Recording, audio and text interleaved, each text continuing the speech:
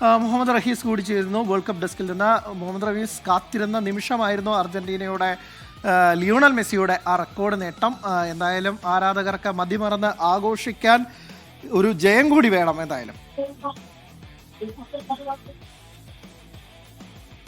കളിക്കാരൻ അല്ലെങ്കിൽ അർജന്റീനയുടെ കളി കാണാൻ പ്രഷർ ആവശ്യമില്ലാത്ത ഒരു വേൾഡ് കപ്പ് എന്ന നിലയ്ക്കാണ് നമ്മൾ ഈ ലോകകപ്പിനെ കണ്ടത്. പക്ഷേ നിലവിൽ അത് അർജന്റീനിയൻ ആരാധകർ ഈ മുഹൂർത്തത്തിൽ സമ്മതിച്ചു തരുമോ എന്നറിയില്ല. കാരണം അത്യാവശ്യം നല്ല പ്രഷറിൽ തന്നെയാണ് ആരാധകരുമൊപ്പം താരങ്ങളും ഒക്കെ തന്നെ ഉള്ളത്. തുടർച്ചയായ 2 ഗോൾ അവസരങ്ങൾ ഇപ്പോൾ ലഭിച്ചു.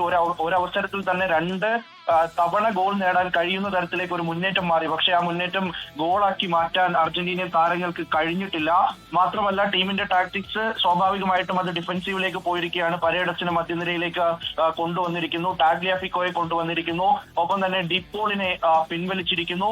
അങ്ങനെ ആ നിലയിലേക്കൊക്കെ അൽമാഡയെ പിൻവലിച്ചു. അങ്ങനെ കുറെ കൂടി ഡിഫൻസീവ് രീതിയിലേക്ക് കളി പോകുന്നു. 3 പോയിന്റ് എന്നുള്ളത് തന്നെയാണ് സ്കലോണിയുടെ ഇപ്പോഴത്തെ ഏറ്റവും പ്രധാനപ്പെട്ട ലക്ഷ്യം. അത് നമ്മൾ കഴിഞ്ഞ ലോകകപ്പിലും കണ്ടതാണ്. അർജന്റീനയുടെ പല മത്സരങ്ങളും എടുത്തു നോക്കിയാൽ അതൊക്കെയും കൺവിൻസിംഗ് ആയിട്ടുള്ള ഒരു ജയമായിരുന്നില്ല. പക്ഷേ ഒരു ടൂർണമെന്റ് ജയിക്കാൻ, ഒരു ലോകകപ്പ് ജയിക്കാൻ വേണ്ടത് വിജയമാണ്. അതിനപ്പുറത്തേക്ക് എത്ര ഗോളിന് ജയിച്ചു എന്നുള്ളതല്ല. അതുകൊണ്ട് തന്നെ ആ നിലയിലേക്ക് കളി കൊണ്ടുപോകുക എന്ന ലക്ഷ്യം വെച്ചുകൊണ്ട് തന്നെയാണ് ഇപ്പോൾ സ്കലോണി തന്റെ തന്ത്രങ്ങൾ മെനയുന്നത്.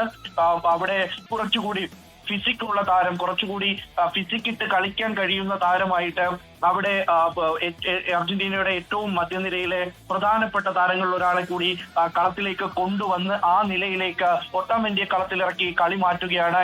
ഇനി ബാക്കിയുള്ളത് ഈ ഒരു 2 മിനിറ്റ് എന്നുള്ളത് അർജന്റീനയെ സംബന്ധിച്ച് റെഗുലർ ടൈമിലെ 2 മിനിറ്റും ഒപ്പം തന്നെ ഇഞ്ചുറി ടൈമിലെ ആ ഒരു സമയം മിക്കവാറും ഒരു 6-7 മിനിറ്റ് ഒക്കെയും അത്തരത്തിൽ മുന്നോട്ട് പോകാൻ സാധ്യതയുണ്ട്. അങ്ങനെയാണെങ്കിൽ ആ 10 മിനിറ്റ്, ഏതാണ്ട് ഒരു 10 മിനിറ്റ് കൂടി അർജന്റീനയ്ക്ക് പിടിച്ചു നിൽക്കേണ്ടി വരും 3 പോയിന്റ് സ്വന്തമാക്കാനായിട്ട്. അതിനു വേണ്ടിയുള്ള തന്ത്രങ്ങൾ സ്കലോണി പയറ്റിയിട്ടുണ്ട്. പക്ഷേ ഓസ്ട്രിയയുടെ കളി സമ്മതിച്ചു കൊടുത്തേ മതിയാവുകയുള്ളൂ. കാരണം അത്ര നല്ല പ്രസ്സിംഗ് ഗെയിം കളിച്ചാണ് ഓസ്ട്രിയ മുന്നോട്ട് പോകുന്നത്. നിരന്തരമായി ക്രോസുകൾ വരുന്നുണ്ട് ഇപ്പോൾ ബോക്സിലേക്ക്.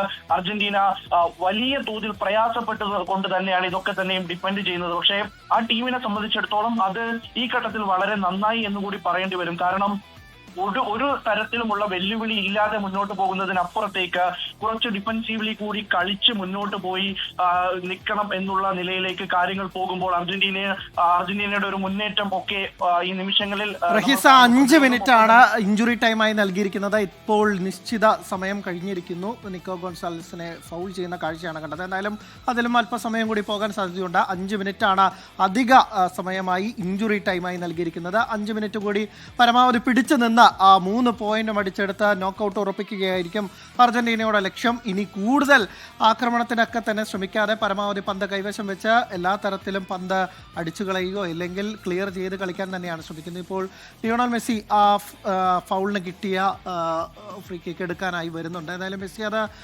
യൂഷ്വലി അങ്ങനെ ഒരു പൊസിഷനിലൊക്കെ തന്നെ കിട്ടിയാൽ ഗോളിലേക്ക് എയിം ചെയ്യുന്നു, അല്ലെങ്കിൽ ഗോളാക്കാനുള്ള ശ്രമം നടക്കുന്നതിനപ്പുറത്ത് ഇനി ആ പന്ത് പരമാവധി സമയം കൊല്ലാനുള്ള ഇത് കാണിക്കുകയായിരിക്കും അർജന്റീനയുടെ ഭാഗത്തുനിന്ന് ഉണ്ടാവുന്നത്. ഇനി മത്സരം തീരാൻ ഏതാനും നിമിഷങ്ങൾ മാത്രം, അതായത് എക്സാക്ട്ലി 4 മിനിറ്റ് മാത്രമാണ് മത്സരം തീരാൻ ബാക്കിയുള്ളത്. അർജന്റീനയ്ക്ക് ഒരുപക്ഷെ ഒരു ഗോൾ കൂടി നേടി അർജന്റീന മത്സരം ഫിനിഷ് ചെയ്യാൻ തന്നെയായിരിക്കും ശ്രമിക്കുക. പക്ഷെ അതിനപ്പുറം ഗോൾ കൺസീഡ് ചെയ്ത ഉള്ള 3 പോയിന്റ് നശിപ്പിക്കാതിരിക്കാൻ നോക്കും. അർജന്റീന കുറച്ചുകൂടി ഹാർഡായി അല്ലെങ്കിൽ കുറച്ചുകൂടി ഹാഷായി മത്സരത്തിലേക്ക് പോകുന്നു.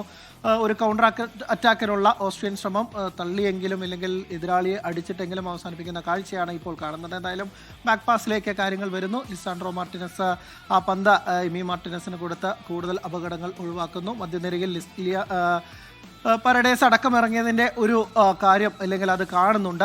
കുറച്ചുകൂടി ഡിഫൻസീവ് ലൈനിലേക്ക് അർജന്റീന പോകുന്നു എന്ന് തന്നെയാണ്. പരഡേസ് ഒക്കെ തന്നെ കഴിഞ്ഞ കോപ്പ അമേരിക്ക ഫൈനലിൽ നമ്മൾ കണ്ടതാണ് ലിയാൻഡ്രോ പരഡേസിൻ്റെയൊക്കെ തന്നെ പ്രകടനം. അദ്ദേഹം എല്ലാ തരത്തിലും ഒരു തരത്തിലും തന്നെ കടന്നു പോകാൻ സമ്മതിക്കില്ല എന്ന തരത്തിൽ നിന്നുകൊണ്ട് തന്നെ എതിരാളിയെ ഇടിച്ചിട്ടെങ്കിലും കഴിഞ്ഞ നെതർലൻഡ്സിനെതിരായ ലോകകപ്പിലെ ക്വാർട്ടർ ഫൈനൽ മത്സരത്തിലൊക്കെ തന്നെ നമ്മൾ കണ്ടതാണ് എത്ര കണ്ട് ഡിഫൻസീവ് അതിൽ സഹായിക്കുന്ന താരമാണ് ലിയാൻഡ്രോ പരഡേസ് എന്നുള്ളത്. എന്തായാലും ഇപ്പോൾ ഒരു ഫ്രീ കിക്ക് ലഭിച്ചിരിക്കുകയാണ്. അത് ക്ലിയർ ചെയ്ത് കളയുന്നു. അർജന്റീനയ്ക്ക് ഒരു 3 മിനിറ്റ് കൂടി പിടിച്ചു നിന്നാൽ മാത്രമാണ് 3 പോയിന്റ് കിട്ടുകയും റൗണ്ട് ഓഫ് 32ലേക്ക് മുന്നേറാൻ സാധിക്കുകയുള്ളൂ.